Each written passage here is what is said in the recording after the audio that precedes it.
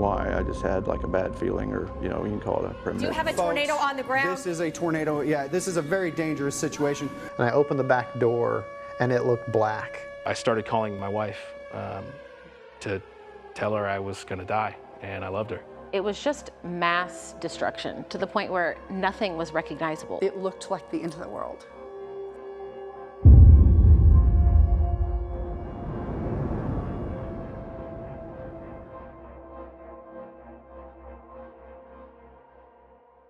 With us now is the chair of the Department of Justice Studies, Dr. Tim Wilson. Thank you so much for spending time with us today. Of course, it's my pleasure. Could you start out with just talking about what your background with Missouri Southern is and a little bit of your history stepping up to what happened right before the tornado? Yeah, sure. So I started teaching part-time way back in 2004, teaching for our continuing ed program at Missouri Southern. And then around 2006, I came out and took over the Law Enforcement Academy as the director, and I did that for a couple of years. Just a little after that, I finished up my degree and moved over to the faculty side. So I was actually a faculty member during the time that this incident occurred. But at the same time, I also had left law enforcement full-time, but stayed on as a part-time officer for the Joplin Police Department, which is another reason why I was involved as much as I was from both the faculty side, and Missouri Southern side, also the law enforcement side. And now, what did it look like kind of on an average day for you right before the tornado? So as far as working here, I was the normal faculty member, taught my classes and that kind of thing, but I also, on my own time, as needed, would go in and work. So I worked as an investigator when we had crime scenes. I was on the special response team, the SWAT team. So I was actively involved in the police department on my off time, essentially during that time. Okay, so now looking at the day of the tornado, how did everything kind of play out for you? Where were you at when you first realized like this is going to be something major?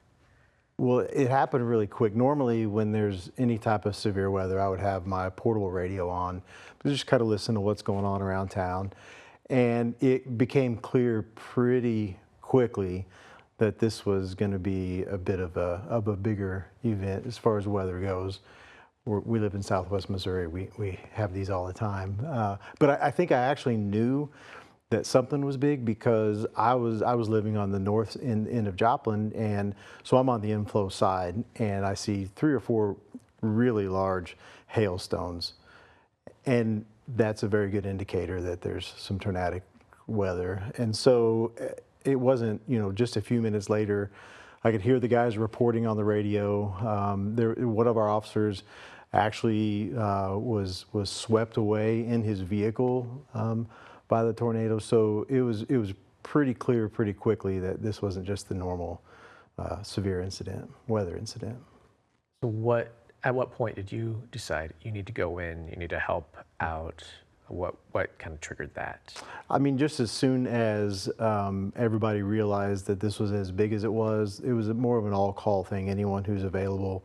So, this was probably within 20 minutes of it moving through that I was geared up and headed into the middle of it. So, can you describe some of the things you saw? What did the streets look like, or what did you experience like immediately going into it? I mean, anyone who experienced it would remember that you're just driving along. I'm heading up Main Street and don't really see anything until you get to around 20th Street. And then from that point south, you could just, as far as you could look and see, there was just all the damage. And so I drove as far as I could drive and parked my car about 22nd and Joplin Street. And then we were just going house to house looking for those who were injured and anyone who needed assistance. And so that was really that whole first 12 hours of response was just doing that. So speaking to a few other people who have had some of the experience as far as the medical end, it seemed like by early the next morning, a lot of stuff had kind of quieted off as far as immediate emergency issues. What were some of the things that you were dealing with more on with the Joplin Police Department kind of side during that time? So, you know, the first 24 hours after that storm was really a police response and a police handled event, just because the emergency part of it had to be handled before you could really reach out and look for other resources, whether it be from the state or from the federal government. So that whole first 24 to 36 hours, it was really the police department that was sort of, you know, spearheading all the operations and organizing, and no one had ever done anything like that. So we're trying to figure out as we go along what do we do next, or how do we handle this? Once the sort of emergence part of it, where we are now looking for those who aren't actively out walking around and injured, we're actually looking to work with those that could potentially still be trapped, and there was a lot of that was going on in that whole time frame. And I imagine there were a lot of quick influxes of people from the surrounding areas coming, whether it's other police departments or even government agencies coming in. How did that communication come together as far as like making sure that every area is getting taken care of, or certain areas are making sure that people... Well, I mean, it's chaotic, obviously. I think we ended up with around 400 outside agencies that showed up from all across the country. And so we quickly established, the very first evening, we had sort of a mobile command post around 20th and Main. That's kind of where our center of operations was for a little bit. We then moved to our substation that was south of 32nd Street. And that's kind of where the next maybe 24 hours went, and that's where we were just notifying law enforcement first responders who arrived to respond there, and we would give them assignments, pair them up with others that were local. So okay, so moving from like kind of those first 24 hours to as a helping out with the police department, now moving on to more of the on-campus experience, like what did Missouri Southern's campus look like? What was your role in helping facilitate what happened here? There were a couple of parts to that. Probably the most significant one was we had an agency send us 50 police officers to help. I mean, everybody just wanted to help. Well, obviously we had to figure out what are we going to do with 50 more people who don't have anywhere to stay. And so the idea that I came up with was, well, we have an auditorium in our gymnasium in our building. What if we got with the Red Cross and got some cots and some blankets and their restroom and shower facilities there? So maybe that would be a good spot to stage those incoming officers. And so I spoke with my dean of my department or my program, and they communicated with the rest of the admin, and that seemed to be something they were on board with. And so we went through the process of getting all those resources there. It didn't take a long time. It took 4 or 5 hours to get it set up, but by the time that the agency arrived, their personnel had at least had a place to sleep, because many of the first responders, these smaller agencies that were sending 1 or 2 or 5 cars, they didn't have anywhere to stay. They were sleeping in their car, or they might be sleeping at the PD where there was a quiet space if you could find it. And so that was one of probably the more significant parts of what I was involved with. The other one was not much fun to talk about or to think about, but so as you can imagine, with as many fatalities as there were, we had to do something in order to have a place for the victims to go. And so we actually used the south parking lot south of Fred Hughes Stadium as a temporary morgue until we could get the state resources the next day, or later on that night and early in the next morning, the state resources here to then transport and set up a more permanent morgue area, I guess. So we did do that as well. So as far as what happened on campus, how many different areas or facilities, kind of temporary facilities, were set up, and what different things were provided for the community on the campus here? So in addition to what we did in the criminal justice building, I know we also used Leggett and Platt as a shelter area for those who clearly needed somewhere to stay. So we were able to set up that. We had a lot of staging areas where the influx of donations of food and water and all of these things was just so great. And so what we were doing is we were having people show up at the command post and saying, I have a tractor trailer full of water. What do you want to do? And so we were coordinating, and some of those resources were staged here as well, which was just it was just a great cooperative effort, I think, in the fact that we had a space and we have people who want to help, and so we were able to do some things like that. Having the ability to open up the campus for all these facilities, when you looked at it, like kind of in full production mode at that point, at what point did you realize like this is no longer just an educational campus, like this is a place of refuge for the community?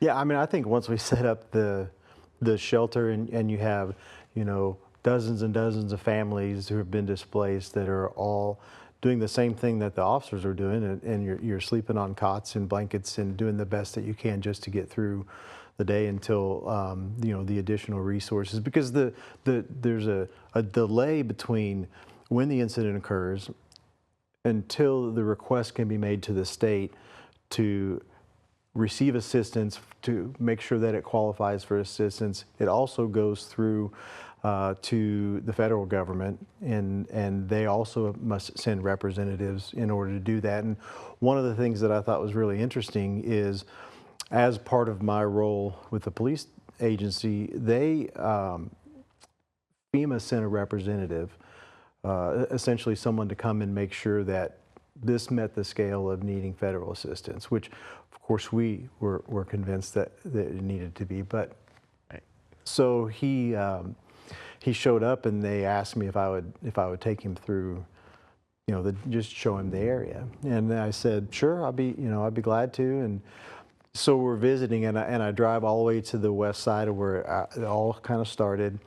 And this gentleman, he's been with FEMA. He's been to multiple major, natural disasters. So he's communicating that, yeah, I think I got an idea. We'll go take a look and see. I've been here and I've been there. I was in New Orleans, and so when we turned off of 26 or off of Maiden Lane onto 26th Street, and you could just look straight across the city.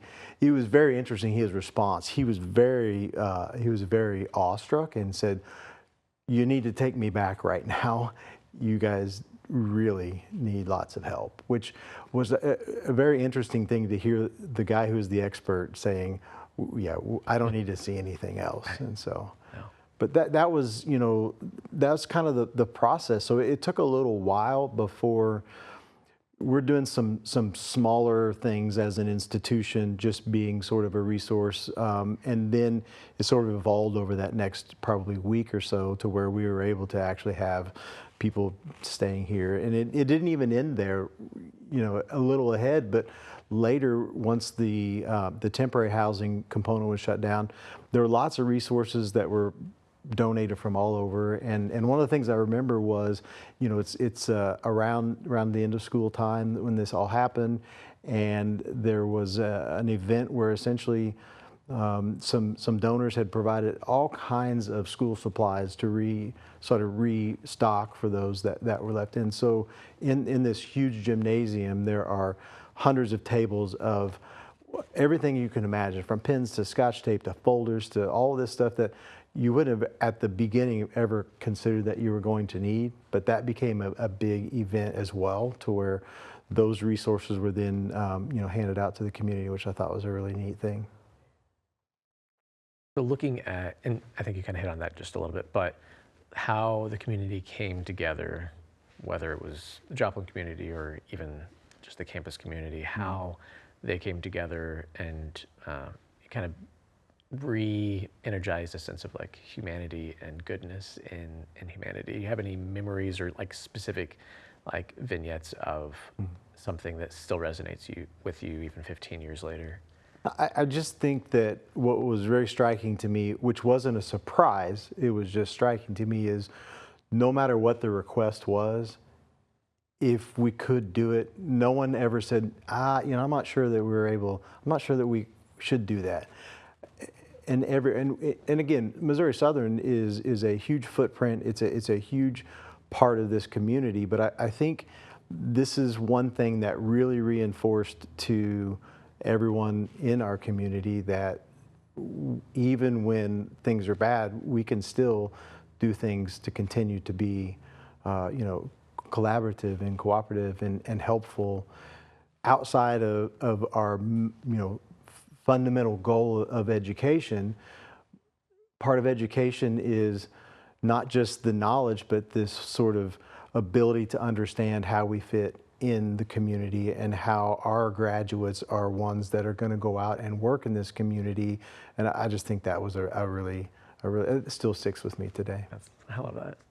Can you talk a little bit about specifically how the faculty and students, I know it was right at the end of the semester, and so I didn't know how some of their expertise maybe were able to play out in some of those specific areas, or how you saw that play out in I specific didn't do a whole lot. So I worked 14 days straight, 12-hour shifts with the PD, and the things that I did in conjunction with Missouri Southern were a part of that. And so there was a lot of other activity that was happening that I know got done and things, but I didn't actually work because we're out there working, and we just, it took almost a week for us to clear the entire path of the storm and to locate everyone. And it was super interesting that it was only the number that it was, which is a terrible number. But the fact of looking at through all of that stuff, that we didn't have 10 times as many fatalities as we did, to me was astonishing. I was driving through I was born in Joplin. I've lived here my whole life, and I'm driving part way through this city that I couldn't even recognize where I was at. If I didn't know the street design and the layout of the 20th and Connecticut intersection, I wouldn't have known where I was at. There was just nothing there. So the fact that we only had the number we did was, to me, astonishing.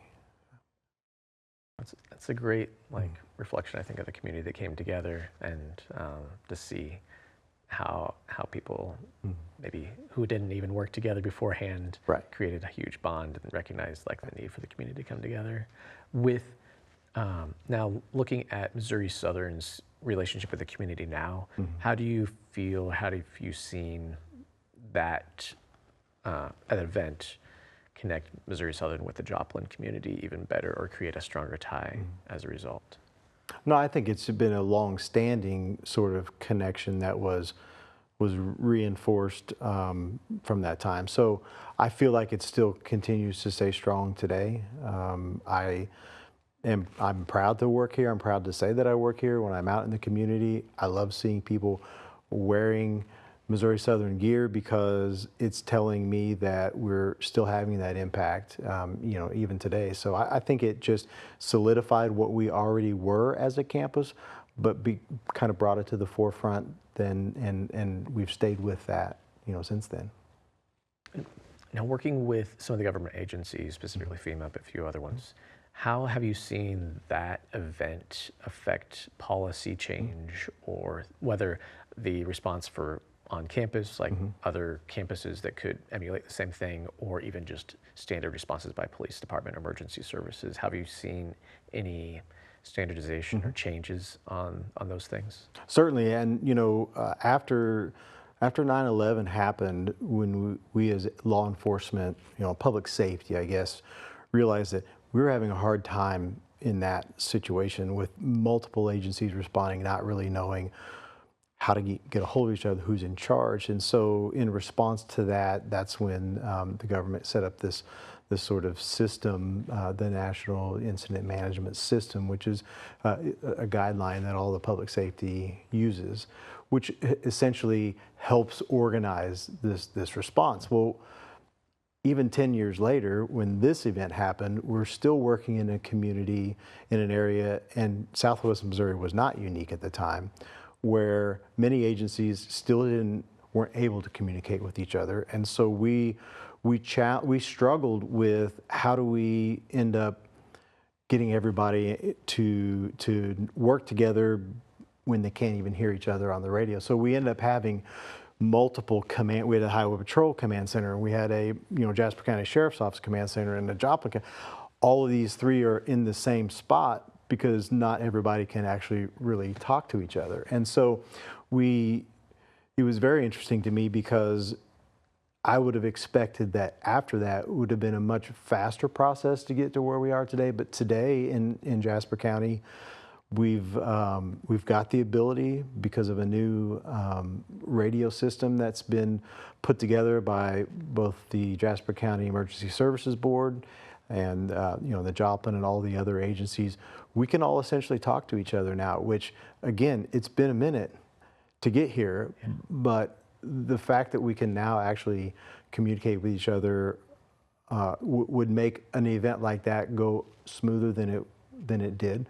It would have probably reduced some of the delay just in information exchange and such. So that's been a big change, I think. And this was not uncommon, right? So in 2011, that was the same kind of thing. And other areas and other agencies, maybe they were quicker at it, but all this stuff takes time. And so I'm just pleased that now, if our Missouri Southern police officer is on his portable radio, if he needs to talk to Carterville officer, if he needs to talk to a Joplin officer, if the sheriff's office shows up on campus, everyone's working off of the same system. And that just, from an emergency management standpoint, that's just fantastic because it's just that much less coordination that has to happen, right? As the emergency manager, I have to make sure that all of these different components are working together. Now that the radio system is what it is, it's really been a fantastic, upgrade to our response. Incredible. One last thing I was going to ask is, if a community member had one job that you could say, if this happened again, what would you say should be your priority or first response? How can the community respond most effectively to help emergency services and the community? So you're going to think this is weird, but I'm going to say, just hold up for a minute. So we had this huge influx of people who wanted to help. And to be fair, a lot of the individuals who had the equipment went straight to work, right? Our streets were covered with the debris, and we had individuals coming in with heavy equipment and moving stuff.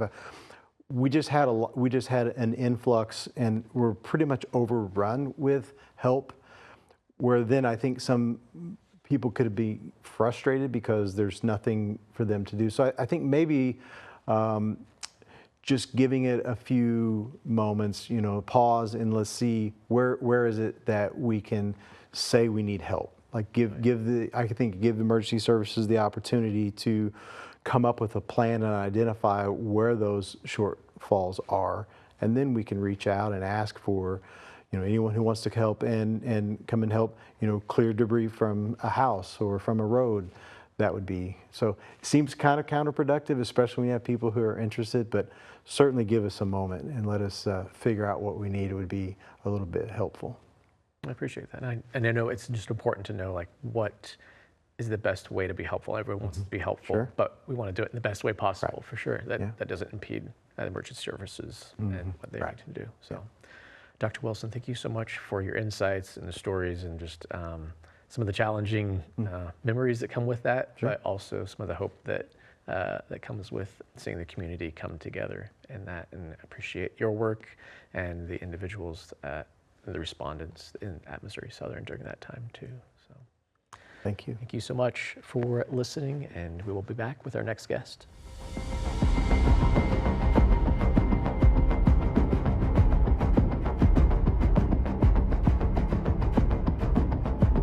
Our guest for this episode is Dr. Greg Dagnan. He is the new police chief for Missouri Southern.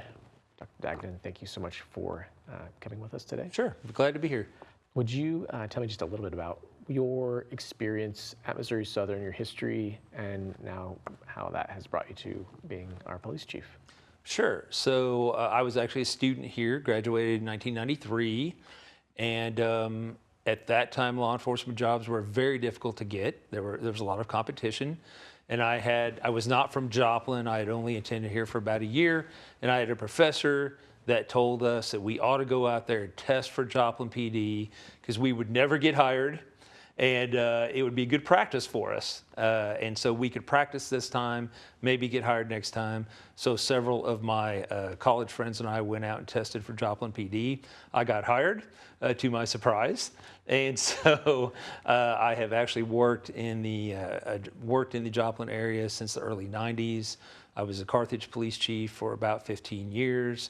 And I kept my connection with Missouri Southern. I graduated from here, went to the police academy here, but I've also been teaching here for the last more than 20 years as an adjunct. So I feel very connected to the campus, and it seemed very logical for me to come back here. Well, welcome back, and Yeah, excited to have you on campus. With that connection, being in Joplin for so long, let's jump back to one of the most significant days in Joplin's history, the day of the tornado. Sure. I understand that you were the police chief in Carthage during that time. Can you tell me a little bit about what that day looked like for you, like the moments before the tornado, and then how you decided you need to be on the scene for that? Sure. So it was a weekend. I was at church, and we knew a bad storm had come through Joplin. We were all watching under the radar. And so I was on East 7th Street where I was attending church at the time. And one of my friends started getting a text. He's like, hey, my wife works at 15th and Rangeline, and she says she's trapped in her store. And I'm like, well, okay, well, that's kind of wild. Because I walked out on 7th Street, the sun was shining, the power was on, there was no damage to a tree, anything, a piece of grass, everything was fine. So I got in my car, went up to around 15th Street, and there were a lot of the buildings that were flattened, and there were a lot of people trapped inside. And so there were several of us that just started digging people out. So as we were going through the rubble and digging people out, well, we had people that were seriously hurt. No ambulances were showing up. No, I'm a cop. I'm used to that fire support, used to them showing up with their first aid stuff, right? Nobody was showing up. And finally, one of my favorite people, Willie Davis, he's a captain at Joplin PD. He just shows up. He starts helping. And I said, hey, Willie, man, what's up? Where's the ambulances? Where's the fire trucks? We're using doors as stretchers. We're transporting in what we would call POV. We're transporting people in personally owned vehicles, which, in a medical situation, you really try not to do that, right? Yeah. And so he's like, I don't know. I heard a fire station's hit. The radios are out. I just self-deployed. I just saw a place where people needed help, and I'm helping. And so he's like, that's really about all I know at this point. So I thought, well, I've got a lot of experience working at Joplin PD. Let me see what I can do. Let me see if I can get to command and somehow volunteer, somehow do something to help. And at that point, I went north again, so I still had no idea how extensive the damage was of the tornado. So I went north to the PD, went down to the command center, and there was one guy sitting there, Lieutenant Lamont Ratcliffe, just one guy. There was 2 firemen. I mean, disaster hit town, right? And the command center's 3 people. And I just turned the corner. I said, Lamont, what's going on? He goes, glad you're here. Come over here, sit down, take this radio, and help me. And one of the things I will never forget is, so people are still calling 911. The radio systems weren't functional at that point. And there was a fireman, and like in one of our classrooms here at Southern, there's a big, long whiteboard. And he was literally just writing the most terrible, atrocious calls, that we would normally respond to very quickly with a lot of people. And he was just writing them on the board so we'd remember them because they had no way to dispatch anybody to go to those calls. And so I don't ever want to do it again. I was proud to do it, but I stayed there for 11 days at command. So during those 11 days, what were some of the ways that you navigated, like priorities, or how to even communicate anything to the people that could help? Well, as anyone who was here at that time will tell you, cell phones didn't work, even texting didn't work. The radios were initially down. And so what we were trying to do, I mean, the first thing you have to do is search and rescue, right? I mean, if there's any chance anyone's alive, you have to give them a chance to get to medical care. At one point, we were being told that Mercy Hospital had been hit and that it was damaged, probably beyond taking anyone there. And Freeman, too, had some damage. And so I know at one point I was asked to find a way to take all the people that were hurt somewhere to a medical facility. And I assigned all the area hospitals being called and basically tell them, hey, we're bringing you a bunch of people. And we actually used school buses to take a lot of the injured to Pittsburgh and other communities around that had hospitals. I remember we did that. But, you know, we had certain markings, which thankfully that's kind of basic law enforcement training. But you search a house, you mark it. You know, if you find somebody, you get them medical care. If you find nobody, you mark it a certain way so no one tries to do it again. And so we were just deploying resources, trying to do a massive search and rescue effort in the affected area, which was about a mile wide and about 6 miles long, we found out later. Incredible. So with so many different agencies coming in in a very short amount of time, and communication is, the technology is not working, how did you facilitate some of that communication? So my wife is going to be glad that I'm telling this story, because when I told her I was doing this podcast, she said, well, you have to tell my story, right? So what we had is we had a command bus where every night law enforcement officers checked in, and you know, they were volunteers from other agencies usually, and they would check in and they would be given their assignment. And so we would have we want a certain number of people in each team and what the teams are supposed to do. And so because we couldn't just tell everybody over the radio, they would come in to work their shift and they would go to this bus and they would get their assignments. And we asked for volunteers to man that bus because we didn't have any commissioned officers that we thought we could spare to do it. And it ended up being police officers' wives actually came in and manned that bus, right, and deployed those resources. So again, that was pretty neat, right? But one of the other things that we did is a lot of agencies around here have a command bus that is for communication in an emergency. So let's say a tower gets blown down, you can take your bus out there, deploy your antenna, right, and you can still have communication. Well, at that time, we had a lot of different radio systems throughout the county that were being used. So we actually had, if I can remember right, we had the Highway Patrol communications bus in front of the PD. We had Jasper County Sheriff's communication bus. We had Joplin's communication bus, and we had the 911 Center's communication bus. And they were all trying to make it so we could talk to any officer that might be out there, which we did eventually get there. It took a minute, but we did get there.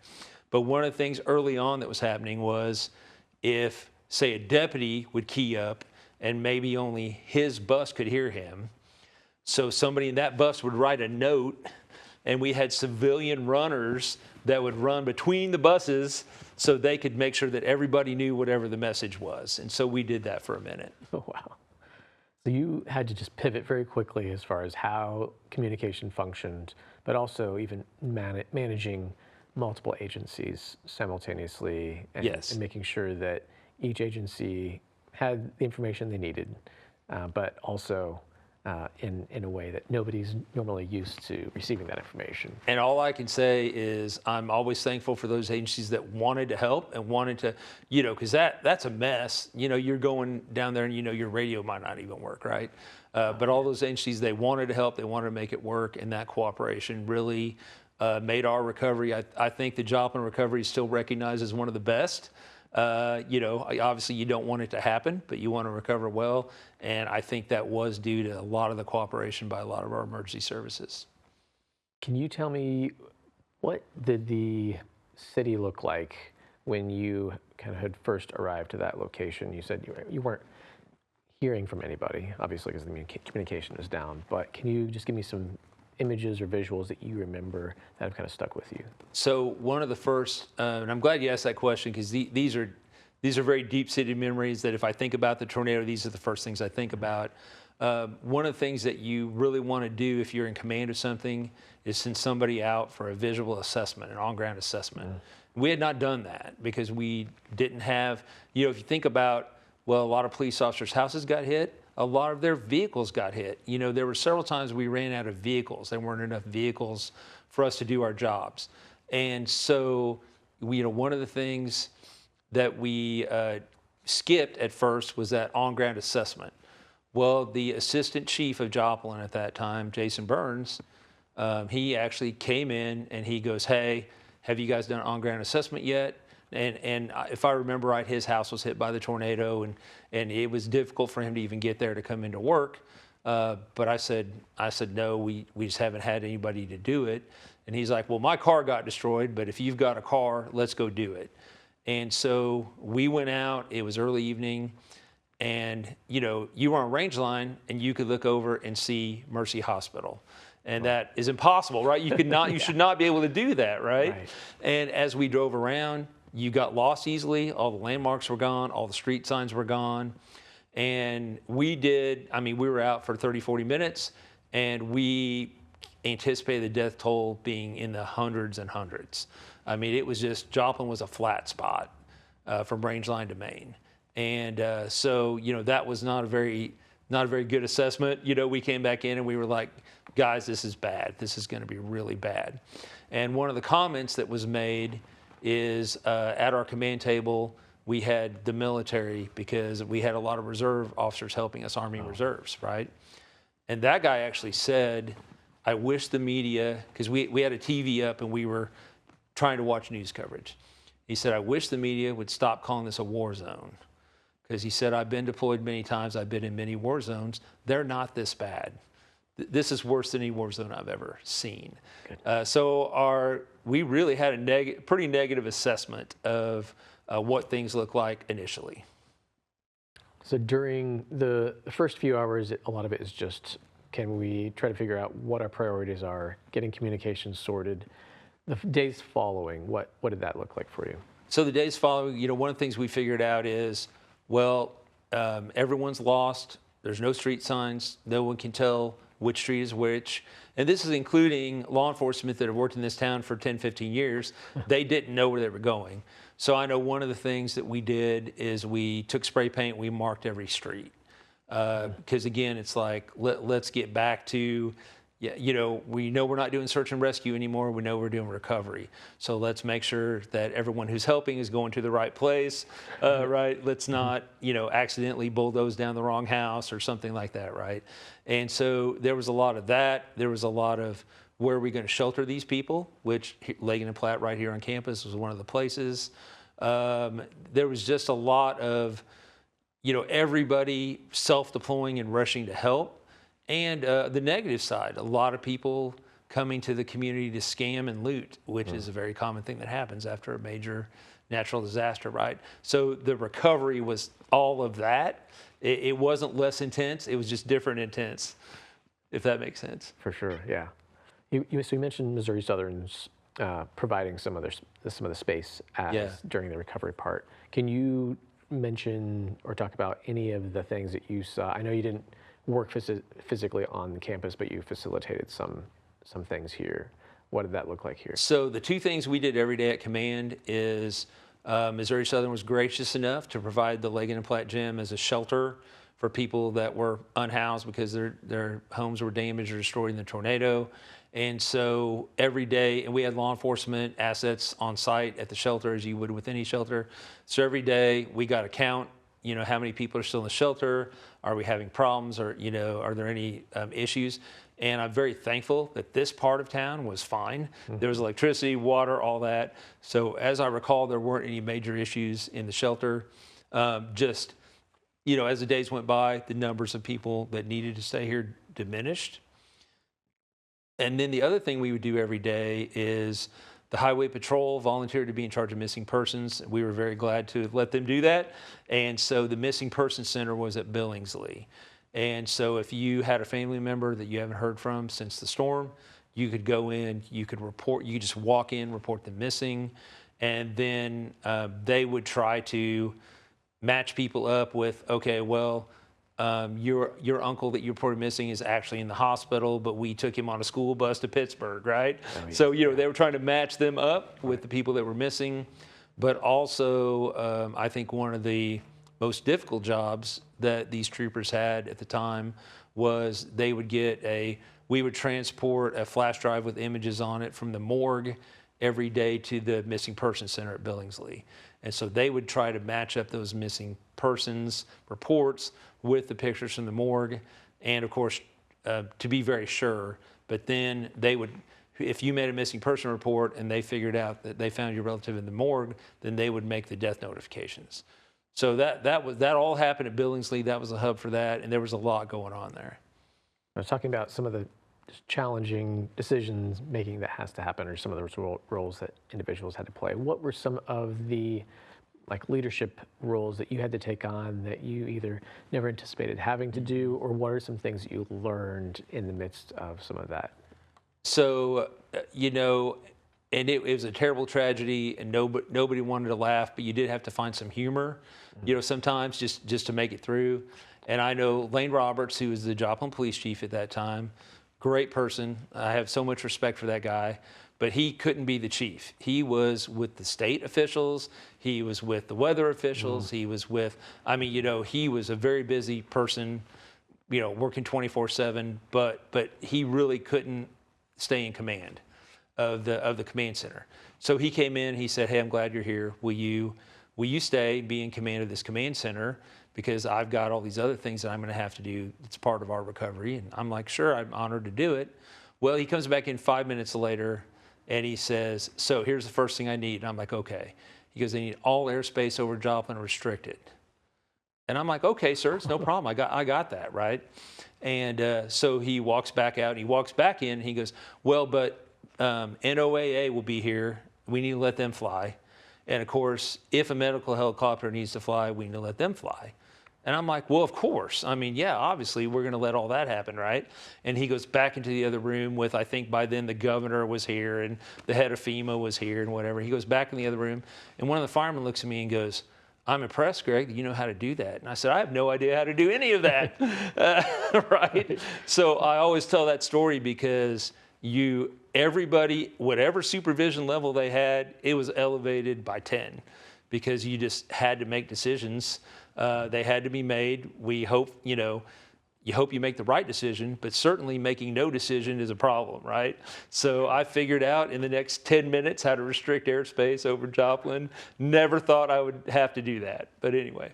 You mentioned to me earlier that you had see the value of individuals learning, positions above them just because of instances like that. Can you tell me some other things that you've learned or the emergency response community has learned through this tragedy? Well, one of the leadership things that you always try to teach is teach the person below you how to do your job. And that's very threatening to a lot of leaders. A lot of leaders don't want to do that. But I look now, so there's a guy at the time, he was a sergeant at the Joplin Police Department. And he and I have been friends for many, many years. Another person I respect very much. But I put him in charge of deciding if medical helicopters could fly or not. And he did the same thing I did. Well, of course, I'll do that, right? Later, he comes to me and he goes, "Now, why'd you pick me?"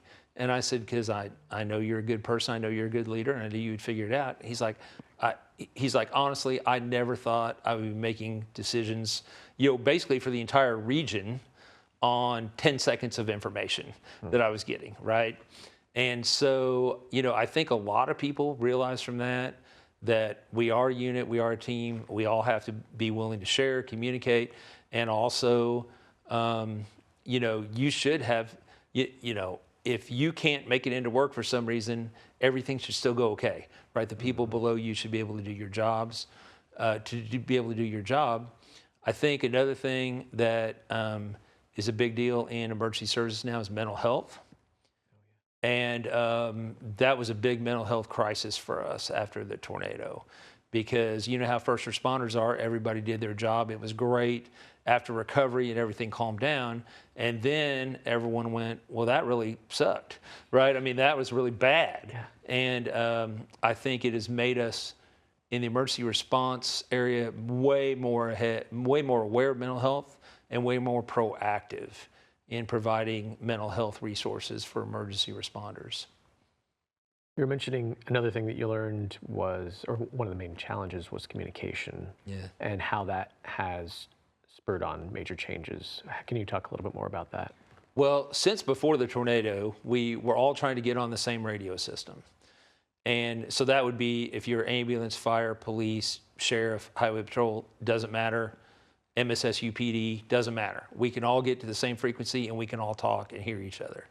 And that actually, the voters passed a tax for the Emergency Services Board for JASCO, the 911 Center as everyone calls it, passed a tax a couple years ago, and it has taken, we have taken that money and it's taken a couple years, but really for about the last year is really the first time in the history of my career that I know that I could grab anybody's radio and I could go to a channel and we could all talk.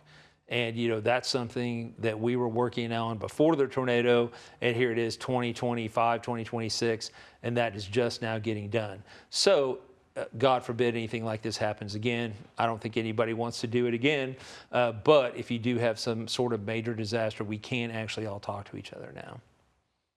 And going from kind of the technical, how do I communicate among different areas, how do you manage communication with those who have lost everything, like some of the emotional element? I know you're focused on just making sure everybody's safe and taking care of and managing those elements, but then also how do you pair that with taking a breath and listening to those stories at the same time? Yeah, it's still, so one of the things that really traumatized me, so I always tell everyone I was fortunate. I was in a building. I was seeing pictures and images, but I wasn't out there in the middle of it other than that first couple hours. And so my wife, if a call would get through, which was very, very rare, but if she could get a call through, she had some friends, and the husband and the kids were in the 15th Street Walmart, and they were killed. And of course, I had that information. I knew it was them, but they had not been, we had not gone through the process of verifying that yet. You're sure not going to tell someone their husband and child are is dead when you haven't verified. So my wife is like, hey, do you know anything about this? And of course, then that brought up images of like, well, I actually know these people, right? I mean, these are people that I'm friends with, and I know that they did not make it. And so I know she got through one time and she said, anything yet? And I remember saying something to her like, this is day 3 or 4. If she has not heard from them yet and they haven't been matched up as a missing person, I'm like, I can't tell you anything, but you know what that means, right? And then she cried and I cried, and then, you know, you just hang up and go back to work, right? And so, you know, it was very traumatic for everybody in law enforcement, but I think about those troopers that had to sit there at Billingsley and actually tell the people in person, you know, yeah, not only did maybe you lose your house and everything that's important to you, but you've also now lost your family. And again, we had so many mental health resources deployed to this area, and that was great, but still the challenge was always connecting the people with the resources, right? I mean, that's always the challenge in any situation.